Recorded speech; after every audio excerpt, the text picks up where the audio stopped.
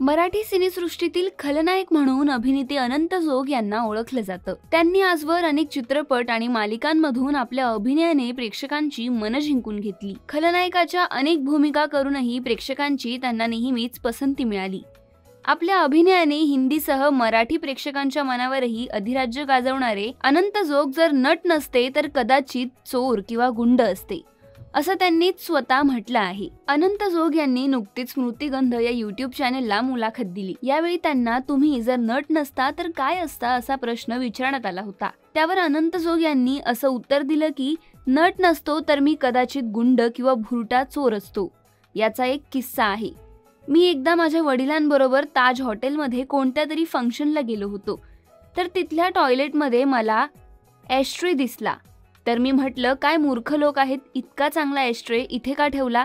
तर मी तो खिशात घातला आणि घरी गेलो। यापुढे अनंत जोग असं म्हणाले की घरी जाऊन आईने विचारलं हे कुणी आणलं? मी म्हटलं मी आणलं। तर तिने ते वडिलांना सांगितलं। आज आणखी एक लग्न आहे, आपण पुन्हा जाऊ आणि याच सारखा आणखी एक ॲशट्रे आणू। तिथे गेल्यानंतर मला वाटलं होतं की लग्न असेल, पण तिथे तसं काहीच नव्हतं।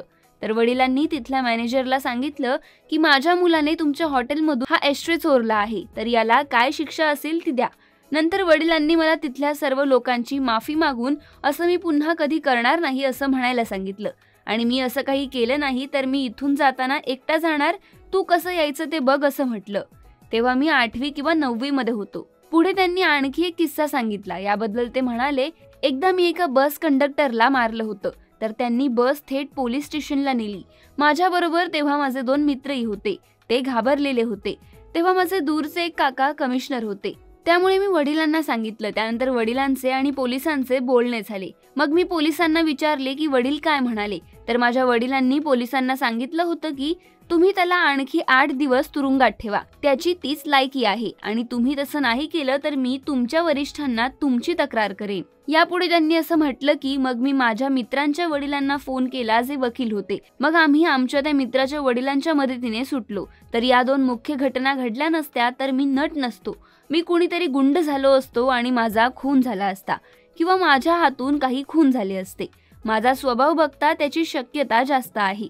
दरम्यान अनंत जोग यांच्या कामाबद्दल बोलायचे झाले तर त्यांनी भूताचा भाऊ, हस्ती, हेलो नंदन, साथी, कांची, पुरुष, जन्म, मदहोश, विजयपथ, नो एंट्री, सरकार, झिम्मा, सिंगम यांसारख्या अनेक सुपरहिट चित्रपटात काम केले आहे। याशिवाय त्यांनी अनेक लोकप्रिय मालिकांमधूनही आपल्या अभिनयाचा ठसा उमटवला आहे। तर तुम्हाला अनंत जोग यांनी साकारलेली कोणती भूमिका जास्त आवडते हे आम्हाला कमेंट करून नक्की कळवा। मराठी चित्रपटसृष्टीमधील latest update, original web series, shows, गाणी आणि एंटरटेनमेंटसाठी आमच्या चॅनलला सबस्क्राईब करा आणि बेल आयकॉन दाबायला विसरू नका।